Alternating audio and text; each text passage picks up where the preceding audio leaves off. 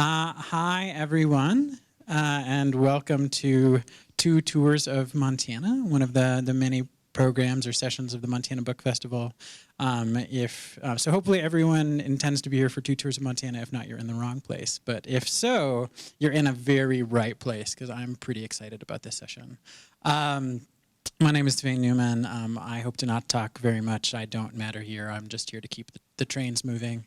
And kind of MC the session. I'm just a volunteer. But I'm very excited about the authors that we have. And just so folks have kind of a sense of the flow for this next hour, Sam Robison will be doing a reading, and then after that we'll have two visual presentations from Michael Ober and Josh Quick, and we'll have some Q&A either at the end or maybe interspersed. I think we can be fairly informal here, but yeah, that's what we're doing. And I'm going to have a lot of fun, and I hope you are too.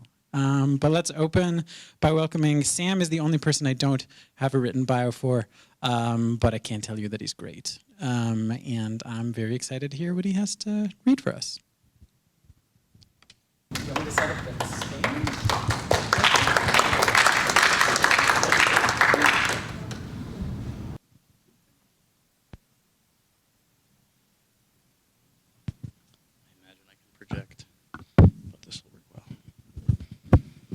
Well, good afternoon, everyone. My name is Sam Robison. I'm a poet and apprentice carpenter local to Missoula. I just finished my MFA at the university. Go Grizz. I'm delighted to be here, a part of this panel. Honored to be a member of the Short Works reading list. I haven't really been briefed on the content of what's going on today, this afternoon, but I've selected 4 poems that are written on and in and about Montana, so my hope is that they complement nicely the work that follows. I'll begin. This first poem is called Dog and Coyote. Dog and coyote, and it's not the gulf of misunderstanding, but its character, that it's composed of what feels to me, on my skin, up the trail a ways, looking at my dog, nose to nose, with the coyote he's rustled from the scrub, like violence. Maybe misunderstanding is a mistake. I understand nothing about the coyote, its hunger, its practice, and little more about my dog, small there, duff-colored, the quickening crank of his little mutt heart. But they stare into one another for a handful of slow seconds, each to the other uncanny and strange. Maybe recognition is too slick a word, too. In that yellow field, I think mutant cousins. I think of the time between them, the grayness of it. And the coyote gives chase hard. I start to yell the clean, guttural sounds I've learned to use to move animals, the stubborn horse, the bear lavishing the dumpster.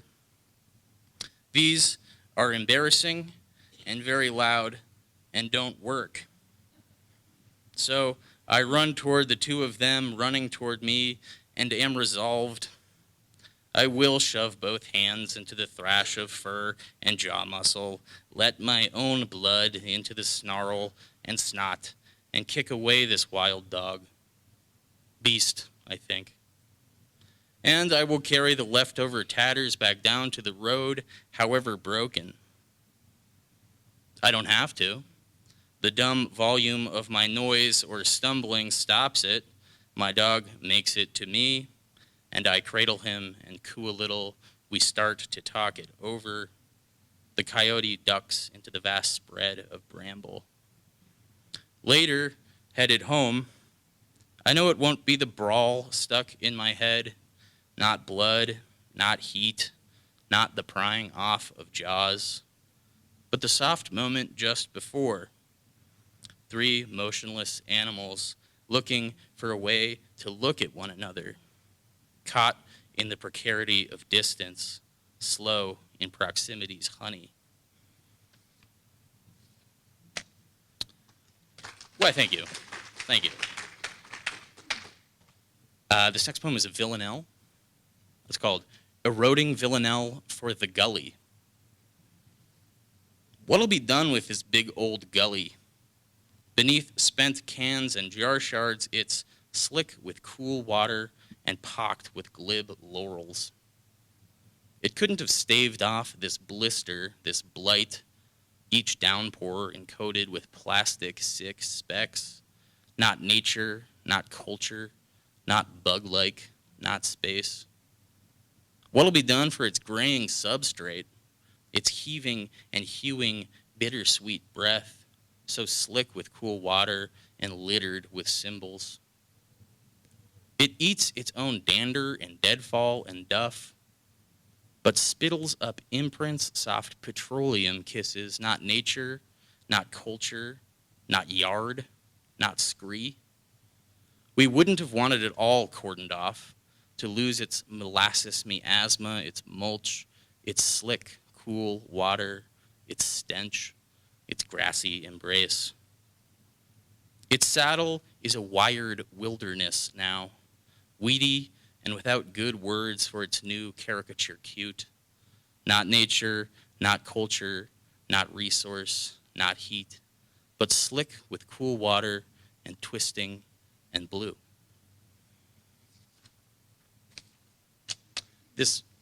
Thanks. You don't have to. You don't have to. This next poem I wrote while driving to Montana from Idaho this past spring during calving season.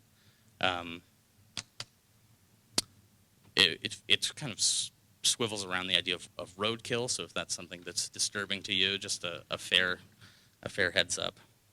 It's called Roadkill on the Shoulder of Calving Season.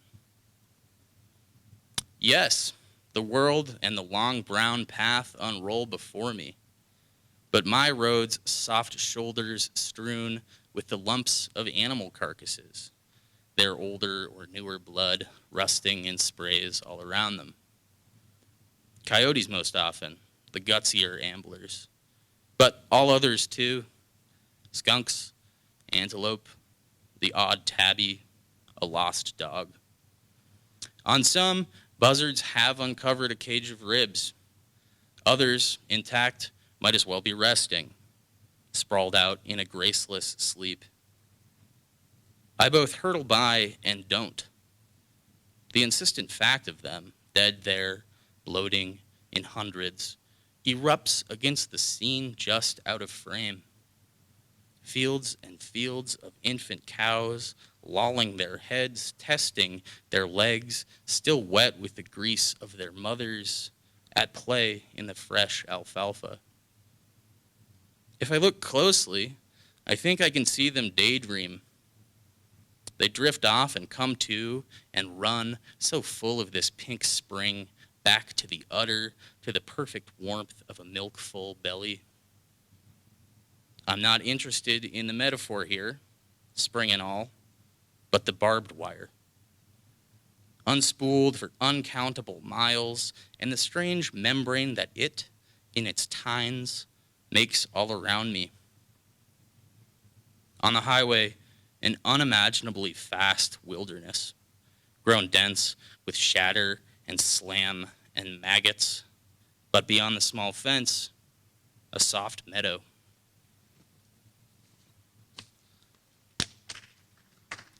And I'll conclude with just one more poem.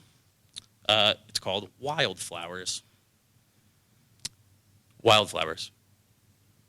Walk far enough into the woods above town, and you'll find apple trees, the odd, asthmatic lilac. They are there, the pamphlet at the trailhead suggests, because there had once been a town, a post office, a good road, something like a school. The apples were planted in the backyards of homes now gone. Whatever rough-hewn wood, soft chinking, shingled roofs now eaten by the soil which bore them. Macintosh, if I had a guess. The apples. A wealthy Wolf River, maybe, but no bitter sharps. Choices versatile. Sweet enough for pie, tart enough for cider, cultivars worth snacking on here and there.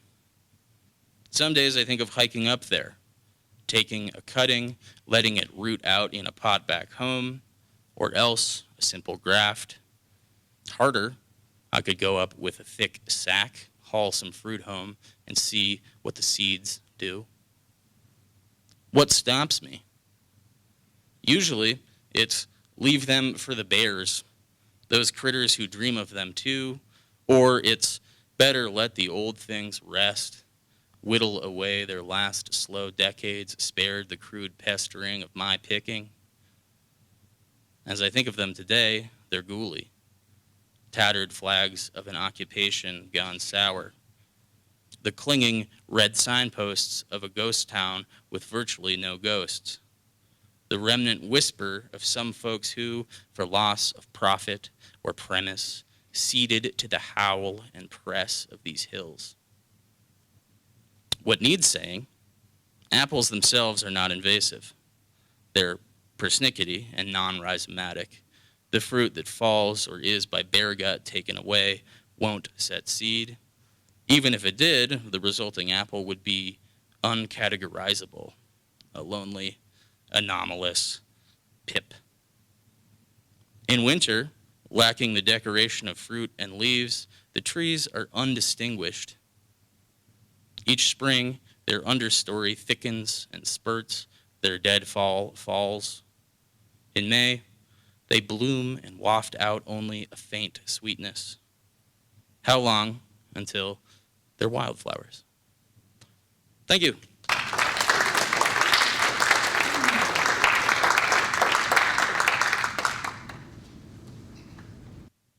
Thank you, Sam. I like that a lot. Well, now we're going to transition into the visual presentation part of our session today. And while Michael Ober loads his PowerPoint, I will stall for time by introducing him. So if you want to kind of come up and start to get ready. Michael J. Ober's professional career spans 40 years as Director of Library Services at Flathead Valley Community College, where he also taught Montana history. Seasonally, he worked as a wildland firefighter, backcountry ranger, and law enforcement road patrol ranger in Glacier National Park for 44 years. He's the author of Glacier Album, a showcase of vintage photographs of Glacier Park, numerous articles in state and regional periodicals about Montana's culture and history, and he recently released his new title, Montana Historic Places on the National Register, From Banks and Barns to Bridges and Battlefields. Take it away, Michael. I'm not a very shameless self-promoter, but I leave that to the people at Mountain Press here in Missoula because they helped me assemble this book on historic sites in Montana, and I'm happy to give you some images of that. How we doing here for audio? Pretty good. I'm not sure, Josh, how we can get our images up there. Maybe you can run that through for me, and I'll give you a little quick rundown. It's not hard to get a site in Montana or anywhere else on the National Register of Historic Places. Here's the big criteria: 50 years of age and some historical and cultural significance to place and time. That's about it. I think in all your hometowns, you probably have a site that's on the National Register, and it's more than likely, since about 75% of the places on the NRHP are private homes.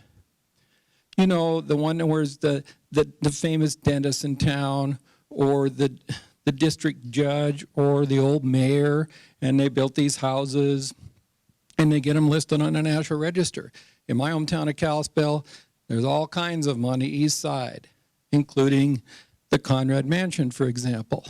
So what we'll do is we'll run through a few of these visuals just to kind of give you the idea. And then later on there'll be a chance for questions once my colleague gets done as well. So if you have any of those, just hold those. You've all seen this image right here. I'm taking some of these pictures from the book, but certainly not all of them. But you've all seen these kind of signs, right? They're made of anodized aluminum, and they're everywhere. Do you know there are over 1,000 sites in Montana on the National Register? I didn't know that. But they include things like iconic bridges in Great Falls, the 10th Street Bridge, or the little Cottonwood Creek Bridge.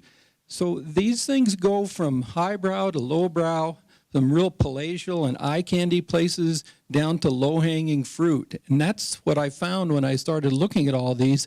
There is an incredible variety of places out there that have been nominated and end up on the register. The Moss Mansion in Billings, P.B. Moss made a killing on one of Montana's most abundant resources, water.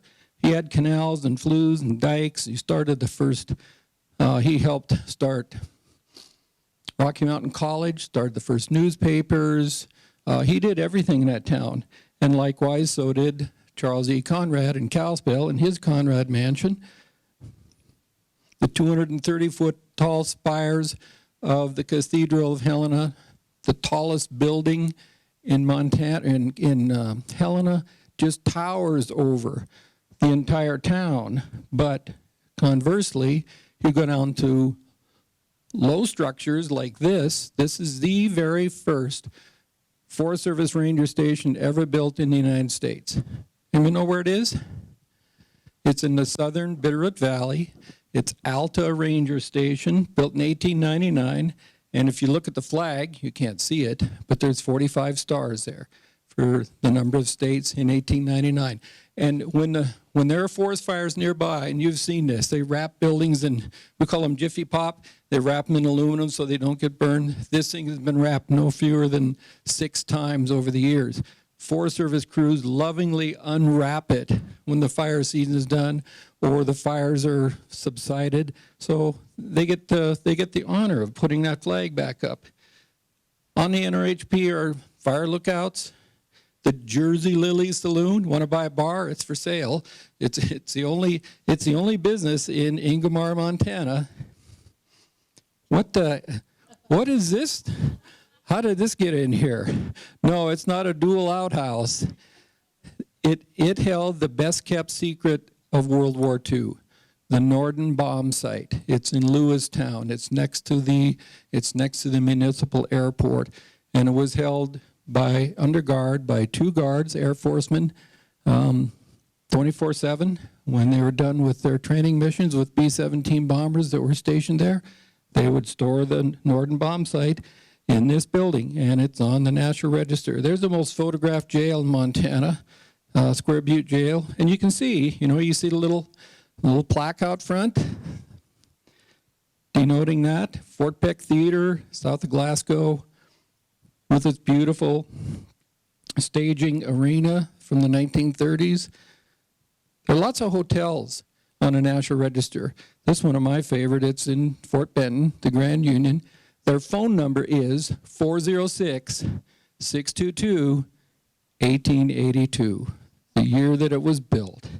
And it is said to be the oldest, longest operating hotel in Montana. Others dispute that, but I'm going to buy it. Other hotels like the Isaac Walton along Highway 2 are on the National Register. You don't have to be fixed in place to be on the register. A lot of you people have been on this boat on Lake McDonald in Glacier Park. It's a De Smet, built in 1930 by Billy Swanson. It and the other boats in Glacier Park are on the National Register. Who's been to Comer Town? There are places on the National Register that are really not even places anymore. And Comer Town is not a place, even though it used to be a town. And they have a little plaque out front showing that, yeah, this used to be a town, but it's not a town anymore. We've all seen Roosevelt Arch, and right downtown here, not far from us, University Apartments. The Virgil Merc in Virgil, Montana. The OTO Dude Ranch, there's the plaque out front. That's about a half a mile hike in to that place. It was the predecessor of the real Dude Ranch era in the 1920s and the 1930s. Charlie Russell and Nancy Russell's home in Great Falls is on the register.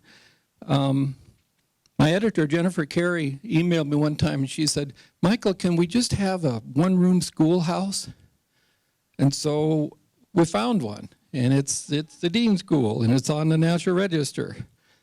It's in, it's near Roscoe, Montana, near Red Lodge. There are several old mining camps and abandoned mine sites here. This is the Smith mine site outside of Red Lodge. And then, of course, Elkhorn Coolidge, which you have to hike into as well. There's even a small bank in Gilman, which has been turned into a private residence. In the preparation of this book, we steered clear of private residences because, for obvious reasons, we wanted commercial and utility type structures. There's a Marysville Church in Marysville, and you can see, maybe,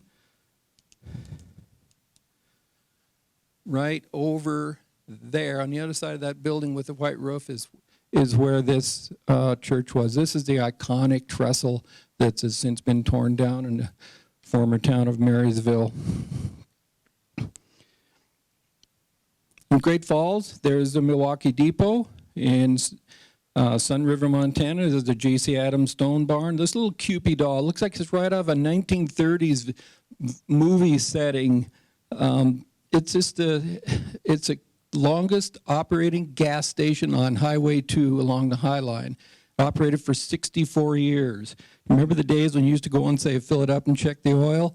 Well, this is what would have happened at this place here. It's now the Bear Paw Credit Union. There's a dividing line between what's called architects and archaeologists called built landscapes, the ones you just saw, structures made by man, boats, and natural landscapes like this, which is Citadel Rock. It's the only one that you can reach by water that's on a National Register in Montana. It's on the Missouri River. Or First Peoples Buffalo Jump Site outside of Great Falls.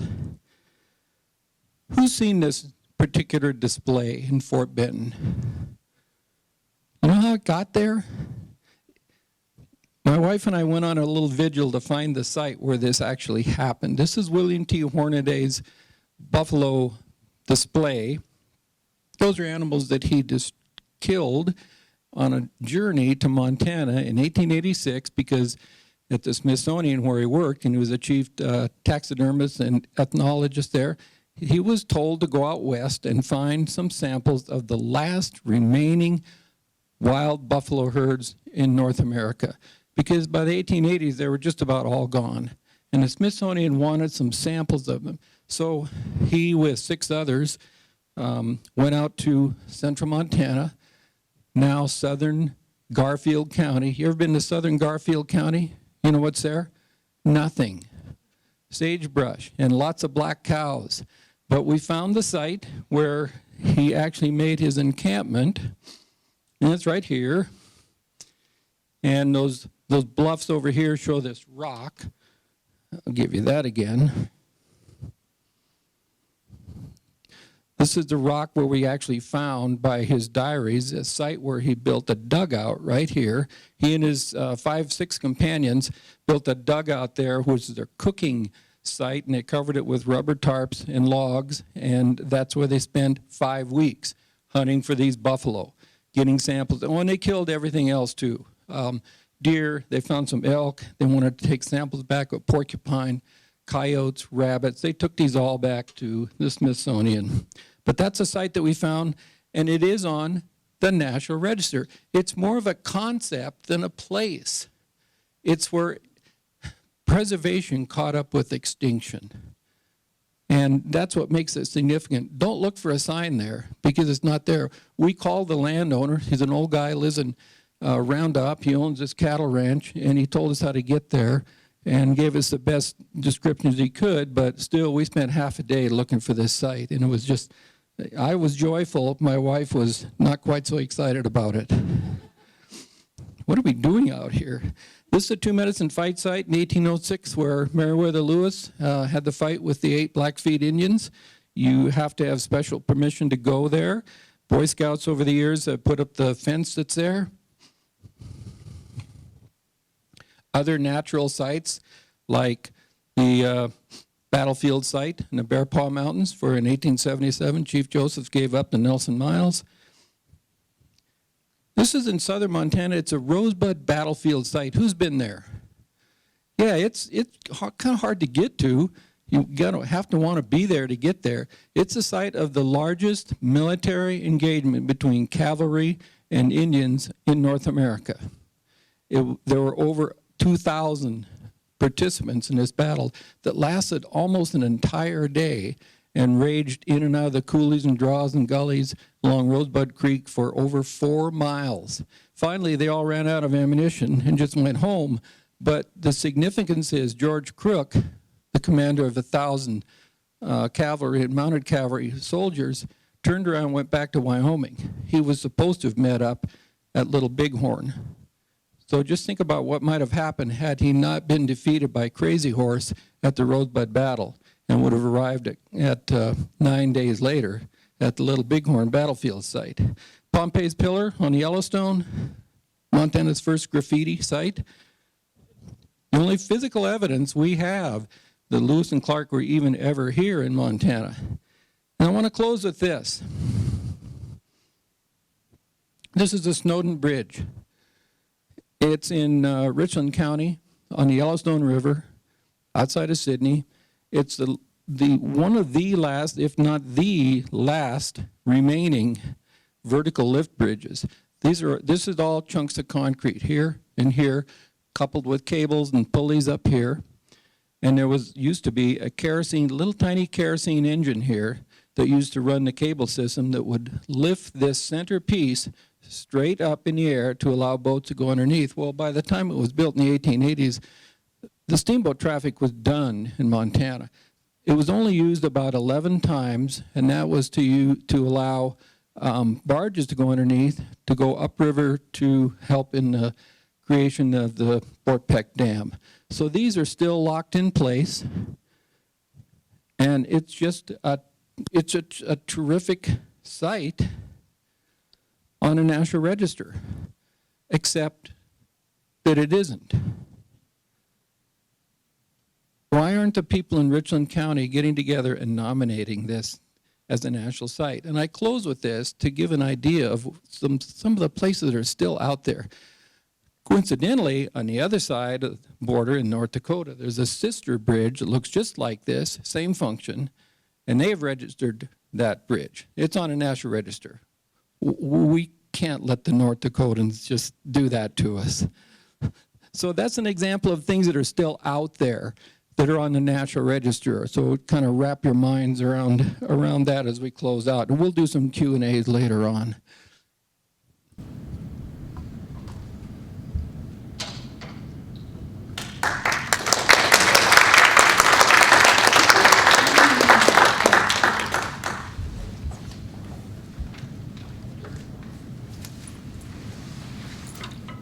Thank you, Michael.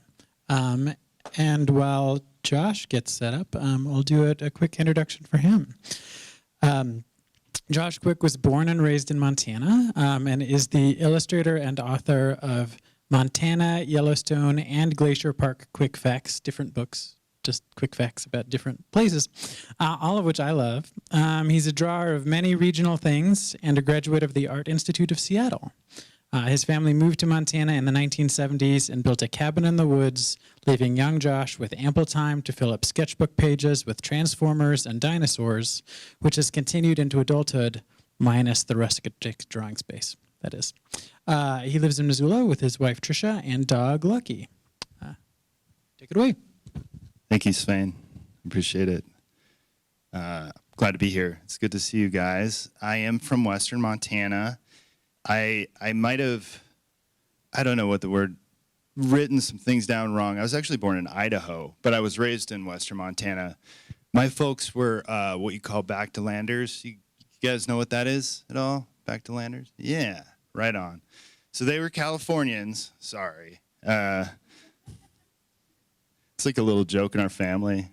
They've been here for a long time. They're Montanans, but I mean, they are from California, right? Like, anyway, they moved out here with the promise of coming to this beautiful land. When Michael was showing all those pieces, it made me really think about where their heads were at during the, I guess they kind of came here, and maybe it was 81, maybe not even, see, I got that wrong too. and they wanted to build their own cabin and live on the land, and they did that. And my mom's actually a better carpenter than my dad, so there you go. So they worked together, and they built this. I wouldn't call it beautiful, but it was a cabin. It existed, and in reality, they also had an outhouse. I remember that. My mom made a styrofoam plank with a little hole cut inside of it so that your butt doesn't get cold when you go in there at night. It's kind of fun, right? I think my dad might have grown some mushrooms, some weed. I don't know. There's always kind of wild stuff happening. I remember we had cool friends, right? Friends that could come over. Anyways, it's a whole nother story.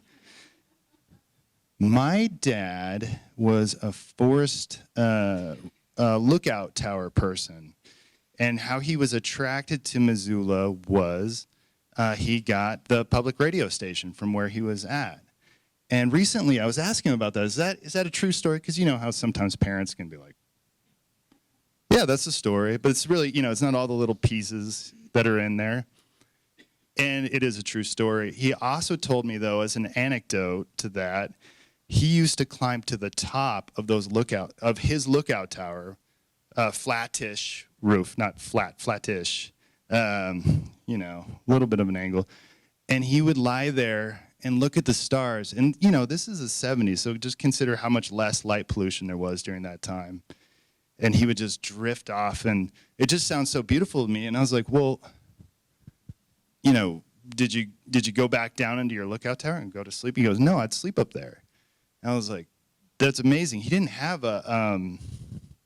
anything keeping him up there. Like, he wasn't worried about that. And I just love that. It's just such a perfect thing about my dad. Just, chaos, which is great. It's really good.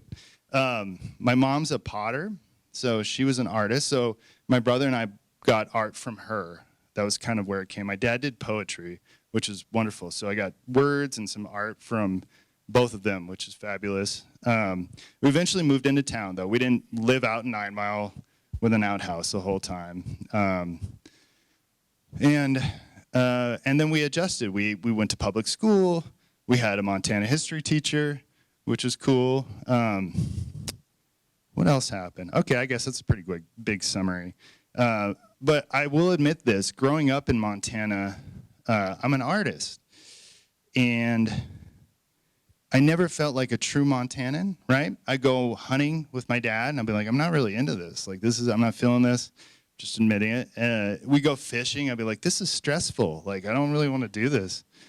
I liked the camping, I liked sledding, I liked all the other stuff, I liked skiing, but I was like, man, like, I gotta, get really Montana, whatever that is. So, and I'll get to the reasoning, but before I get back to that, though, I just want to show you guys really quick kind of the type of illustration that I do. If you're on the second floor of this library, there's a 28-foot mural in the water room. If you're interested in it, and it's kind of like this big piece about Missoula and all that. It's kind of like a love letter to Missoula in a way for me, and that's just an obvious piece. But I do a lot of editorial illustration. I do a lot of commercial work. This is a beer in Idaho that has coffee in it. It's kind of fun. Yeah, I don't think there's much more. Here's Big Dipper. You guys maybe have eaten a Big Dipper. I do a lot of stuff with Charlie. He's great. He's from Helena. And anyways, enter back into what I could do as an artist who didn't love doing all these Montana things, become a true Montanan. And I felt like, why don't I create some books about Montana? But I would do it my way. I grew up a visual learner for the most part. I mean, I could pass tests and things of that nature. But do you guys know what I mean by visual learner? I mean, it's so much quicker for me to pick up things, looking at things visually combined with words. And I thought that might be helpful to the youth who might be in the same situation as me growing up, where I kind of wanted that. One sec here. Great. All right, so in 2019, I made this book here. This is Montana Quick Facts. This is like over 100 facts combined with pictures and writing. And then the rest kind of just followed suit. This Yellowstone Quick Facts, that was in 2020. And Glacier Park Quick Facts, that I'm talking about today, was in 2022. And I'm just going to give you some quick examples. I'll try not to bombard you too much. Oh, this is really weird. Okay, here we go. So here's an example of learning about Montana with art. And this is really meant for all ages. I do a lot of like marketplaces with my book, and they always roll up and they're like, "What age is this for?" And I'm like, "It's for everybody." But it's hard to convince adults that cartoons can be for them too. But I really think that, and I guess this is pretty self-evident. Like you pretty much break it down, but I think the only thing that stood out, actually I had no idea that the Great Falls of the Missouri River of our state seal, that was that. I didn't even know that. But Michael knew that for sure. One sec. That's not even my laptop. Wow. This is Factatron. So I mentioned I go to marketplaces and bookstores, things of that nature, and I built this little guy so that people can actually ask me questions. They stick it in here, and then I give them a little answer back. The great thing was those answers had nothing to do with their questions. They were you guys familiar with Eckhart Tolle? You know his stuff, right? Be here now, be present. Yeah, imagine being a little kid being like, "Am I going to get such and such for Christmas?" And then they get something back to be like, "You are not what you think," you know? And they walk off with their mom like, "What? I hate that guy." I got a lot of that, actually. They're like, "What, are you kidding me? Really? Come on, man." Here's a cover of Glacier Park Quick Facts. And when I do the covers of these books, I try to break down the most important things that stick out to me. So on this, we have this special pine tree that's up in there that protects our land and is endangered. You got the mountain goat. We got the first Native American forest ranger that was in Glacier Park. Huckleberries. Love huckleberries. Yeah. Bear grass. Good stuff. All right, so here's this was the first fact I wrote for Glacier Park Quick Facts right here. So I had no idea that bear grass wasn't a grass or eaten by bears. I mean, what? What are we doing? And they have mass blooms every 5 to 10 years. So that's an interesting fact. Growing up, people would say, "Oh, every 20 years you might see bear grass," but actually that's not true at all. And I have no idea who I learned that from. I might have made it up. By the way, whenever I sell these books, I always tell people 90% of it's true. So it's good. But I don't, like, on purpose makes things inappropriate. Here's a little fact about Browning, Montana. Now, Browning's a really interesting place. There's a lot going on there, but every now and then I like to pull tidbits outside of even the cultural pieces to it that have to do with popular culture. I think that's important to kind of have both, like a combination of all of it. And this was based on a Native American legend called Manitou. Anybody watch X-Files here? It's pretty good. Pretty good. A little old, but it's good. And then sometimes I'll talk about animals generally. Of course, there are beavers in other national parks and state parks, but I think it's good to just kind of bring it back to the basics, you know? Beaver, it's a basic animal, it's a good animal. Pretty wild, they used to be 8 feet long, can you imagine? Jeez. Again, with a popular culture thing, Forrest Gump, pretty good, good movie. I think we can all agree on that. Yeah, just for like 1 second in this movie, Glacier Park's in the background. That's awesome. Nice work, Glacier Park.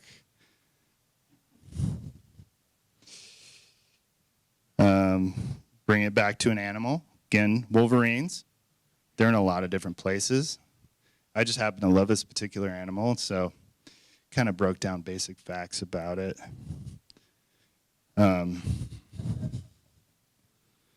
A skunk bear.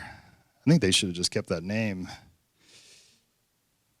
I do my best to touch in on Native culture in my book, so there are like 4 or 5 facts that are touching in on the Native peoples.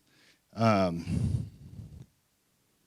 try to be careful and respectful, and it can be, I just do the best I can with it. It's still tricky for me. I have no idea why, but this is just a landmark, though. There's actually much deeper stuff in there. But I love that terminology, the way the wolf gets up. And when white folks showed up in Glacier Park, they renamed a lot of stuff, which I think is unfortunate because a lot of the original names for these landmarks, these mountains, are way more beautiful than what we could think of. It's just like poetry. It's beautiful. The translation is, anyways. Okay, so I'm going to break apart from Glacier real quick and kind of drop back into Montana a little bit. So I made the mistake of posting this on social media because this is going to make people want to move here, right? A bunch of back-to-landers. So, but this is a true fact, so it's pretty good. The tricky thing about these facts, though, is that they change over time. So, that could change. I don't know how, but it could, I suppose. And I'll just hit you with a couple of more facts, so I'm not taking it up. This was awesome.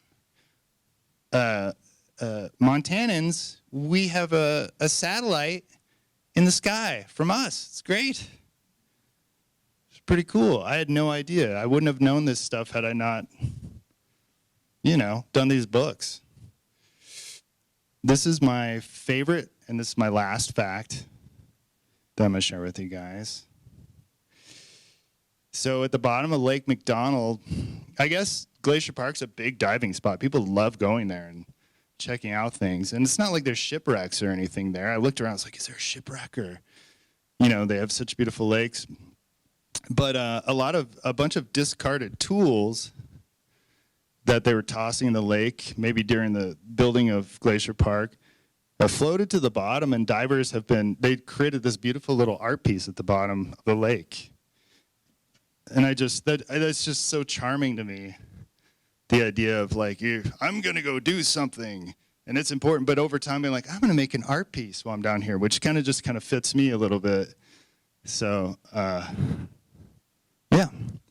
yeah, so that's all I have for you guys in regards to Glacier Park quick facts. I've really enjoyed doing it, and thank you for seeing my presentation.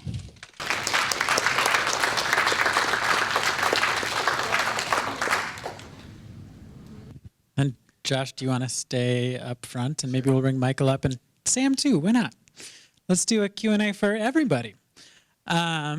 We've got about 15 minutes left, which is great. And if nobody else has questions, I have a ton because I'm a very curious person. But I'll bet y'all do too. And I've been talking a lot already. So does anyone have a question for any of our presenters today?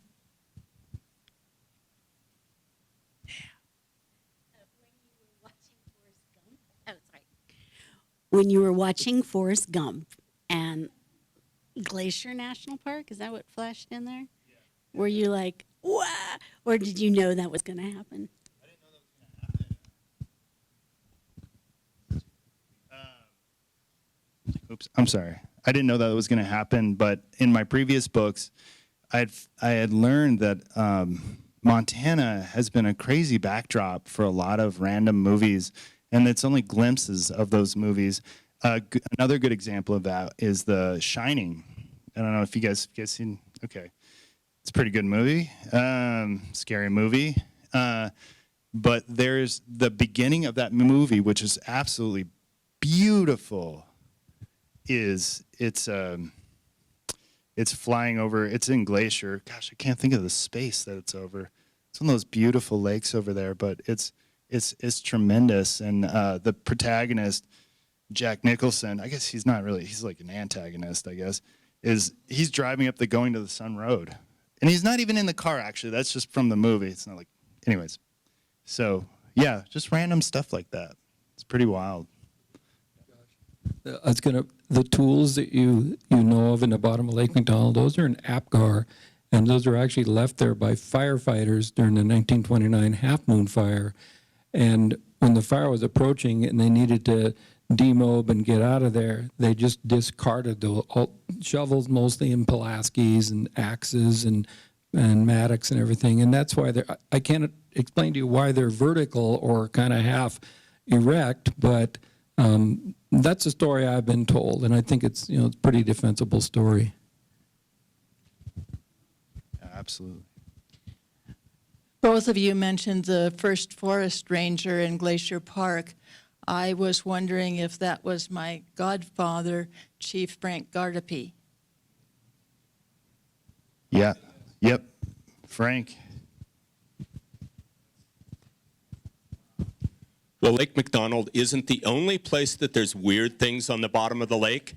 I did my check dive at Flathead Lake, and I don't know if the things were put there to get new divers to see something unusual and not freak out, or if they just happened to be there. But in the bottom, I think it's Yellow Bay. In the bottom of Yellow Bay, there is a toilet, and sticking out of the toilet is a mannequin leg. And off to the side of that is an upright aluminum ladder. Anyone else? That was a hard one to follow. Thank you so much for presenting and doing your writing.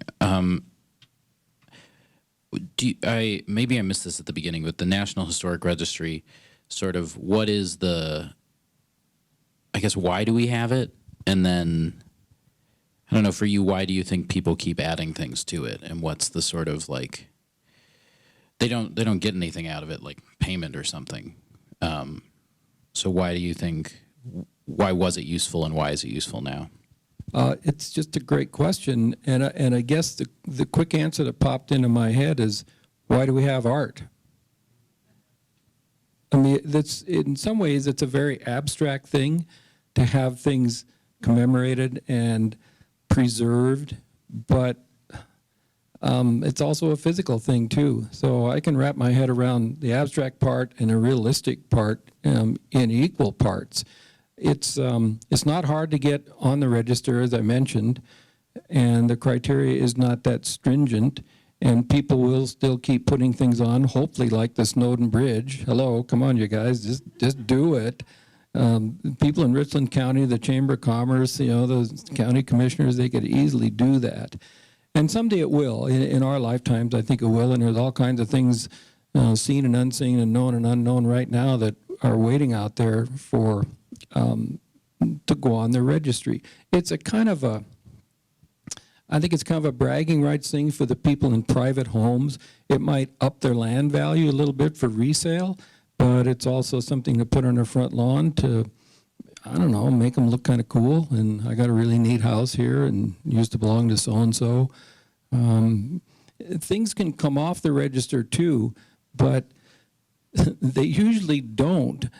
On the huge list of over 1,000 places, there's places there that we identified that are long gone. The Frank Lloyd Wright building in Whitefish was torn down a couple of years ago over a great community protest, but it made way for another community development piece. There was a railroad depot in Opine, Montana that was burned down in a real freak Halloween night prairie fire. But it's still there on the register. If you look on the register, oh, well, there it is. And it gives the Latin longs and locations and the story about it and everything. So some things aren't forever. Some things stay there and some things don't. And there's other things to be added. I'm going to jump in with a question, which is for both of you, how do you decide what things to include in your books, right? So there are more than 1,000 sites on the National Register, and your book has quite a few, but much fewer than that. And, you know, obviously Yellowstone and Glacier, a lot of potential facts. Montana, way more potential facts, right? So how did you narrow, and were you sort of thinking about like a larger story you wanted to tell and how those sort of facts built that narrative, or was it kind of you were making individual decisions? Yeah, my quick answer is we wanted to get as much breadth and geographic distribution as we could. East side of the state kind of gets short shrifted when it comes to historic sites because just not the population isn't there. But we wanted to get some geographic distribution and some variety of not just the eye candy, wonderful, you know, kick-ass types of buildings and bridges, but also some of the, you know, some of the lower level sites that people have nominated. And actually, to piggyback on what Michael's saying, part of the pieces that I had were the lower level towns, I guess would be it for some of the facts I found within Montana quick facts.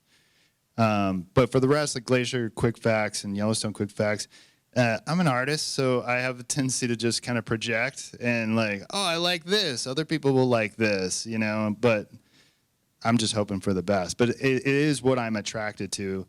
And the other part, too, is it's what my friends and family will bring up. And I'll look it up. I'm like, is that real? You know? So I guess it's like the three-part thing for me. Anyone else? I could just yell it.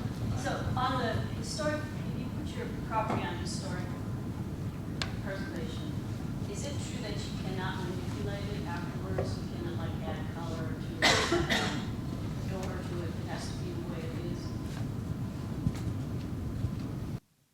I think your question is, if you have a site that's on a national register, can you modify it? The answer is yes.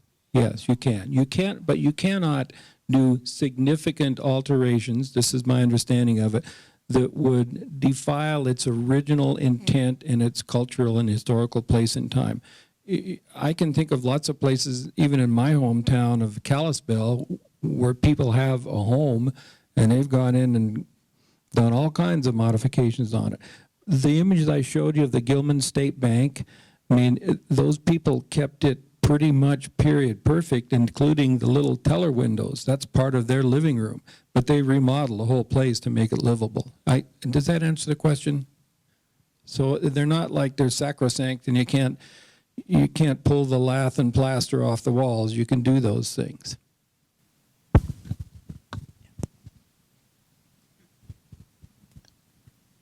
In the context of that answer that you just gave, how did the Frank Lloyd Wright house or whatever in Whitefish end up being destroyed then?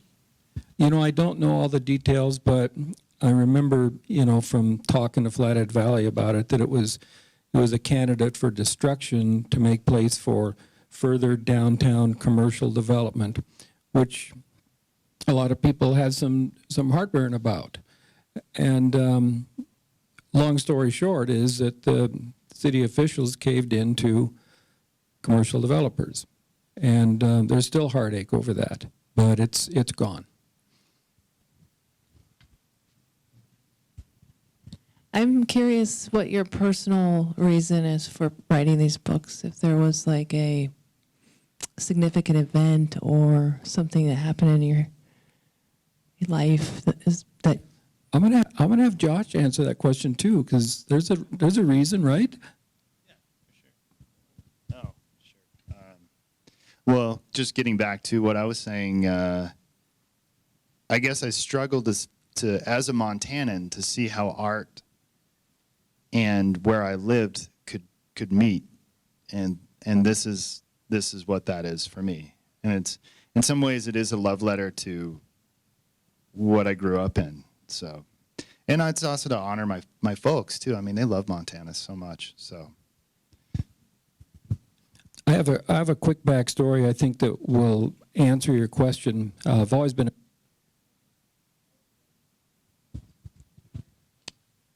We got a bonus. Hello, we got a backup. I've always enjoyed history, and when I retired, my wife and I said to ourselves, we're going to go to all 55 state parks in Montana.